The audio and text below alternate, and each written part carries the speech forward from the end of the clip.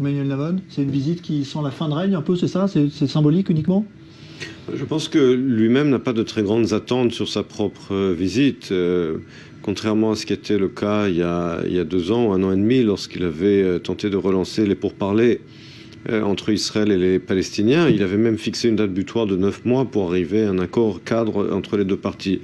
Aujourd'hui, ce genre de plan n'est plus d'actualité. Je pense qu'il vient surtout pour essayer de calmer les esprits.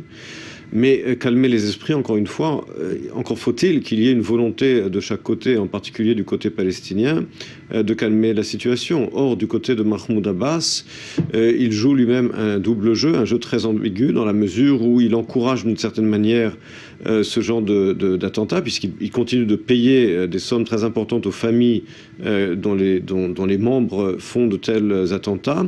Alors, il n'encourage pas explicitement dans ses propres propos à la télévision palestinienne ces actes terroristes, mais enfin, les médias qui sont contrôlés par lui continuent d'envoyer ce message d'encouragement. Et donc, il n'est pas accusé directement par les États-Unis d'être impliqué lui-même dans cette vague de terrorisme. Et d'un autre côté, la situation aujourd'hui, on ne voit pas comment des négociations pourraient être reprises dans la mesure où John Kerry n'explique pas et n'a pas véritablement de solution pour sortir de la voie du cul-de-sac, en fait, auquel on était arrivé à la fin des négociations il y a 1 an et demi. Donc je pense que John Kerry lui-même n'a pas de très grandes attentes sur sa propre visite. Qu'est-ce qui pourrait, à votre avis, aujourd'hui, relancer la diplomatie? D'abord, il faudrait une volonté politique de part et d'autre, mais il y a quand même un aspect de la diplomatie israélo-palestinienne qui est du moins sous-entendu dans cette visite, pas officiellement, mais si vous lisez un peu les commentateurs dans la presse israélienne, ils parlent d'une visite qui est un peu le résultat de certains propos qu'aurait tenus le Premier ministre Netanyahou lors de sa récente visite aux États-Unis, où il aurait, je dis bien aurait, insinué, promis, je ne sais pas exactement quel verbe utiliser, pouvoir proposer aux Palestiniens certaines mesures dans le domaine civil qui faciliterait la vie quotidienne des Palestiniens pour essayer de calmer un peu les esprits.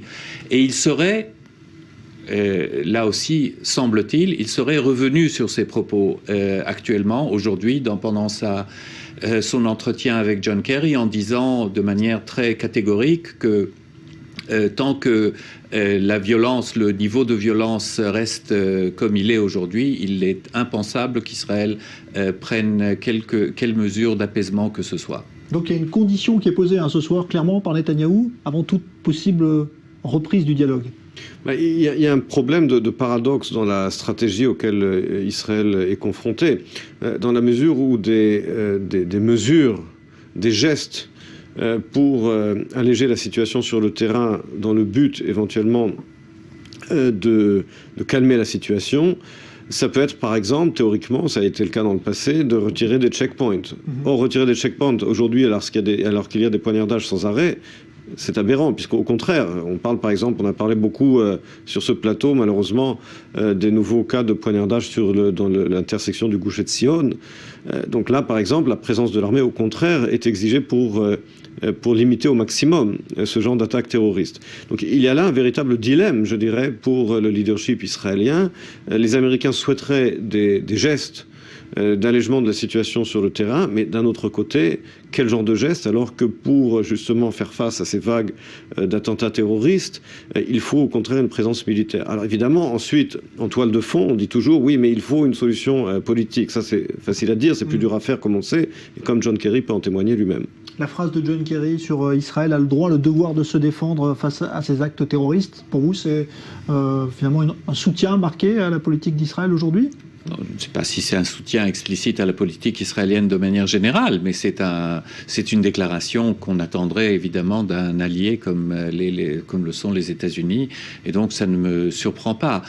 Juste un mot sur ce qu'a dit Emmanuel Navon, il a raison, il y a un vrai dilemme, mais j'ai dit des gestes dans le domaine civil. C'est clair que dans le domaine de la sécurité, ce n'est pas pensable aujourd'hui, mais il reste encore tout un éventail de possibilités. possibilités, des permis de construire, des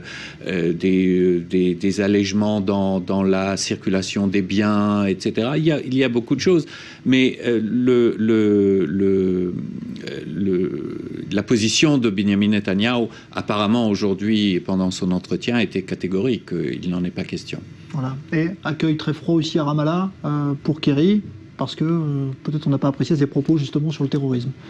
De toute façon, Kerry a ce don de tenir des propos qui enragent tout le monde des deux côtés. C'est malheureusement dans le conflit israélo-palestinien, il a réussi avec ses propos. C'est assez facile. Oui, mais enfin, lui a beaucoup de dons dans ce domaine, il faut le lui reconnaître. Et je pense qu'encore une fois, ni les Israéliens ni les Palestiniens n'attendent beaucoup de lui à ce stade, encore une fois dans la dernière année de l'administration Obama. Merci Emmanuel Lavode, merci.